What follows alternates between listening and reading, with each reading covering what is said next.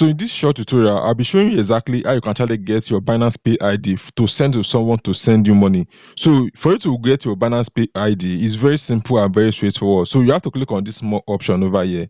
I've watched a tutorial on YouTube. They don't really explain it very well. So that is why I'm making this video. So ensure you watch it from beginning to the end.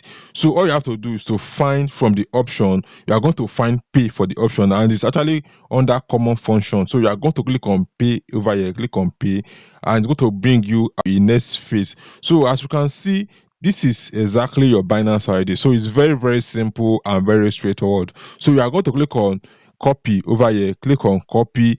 So when you copy your Binance ID, you can be able to send it to someone to actually send you money directly to this particular Binance account. So let's assume that you actually want to send money out. So you are going to click on send over here.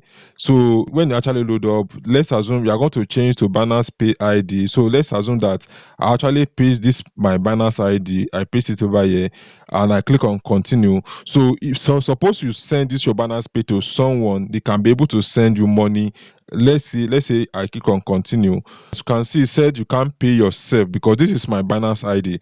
So as you can see, it said you do not pay yourself. So let me go back to show you one important thing you have to do to ensure that this particular pay is actually on your first page of your Binance account. So I'm going to go back completely to show you. So what we are going to do to ensure that you have this pay option over here is to click on this particular more option. So you are going to click on edit so that we are going to see Binance Pay from the option.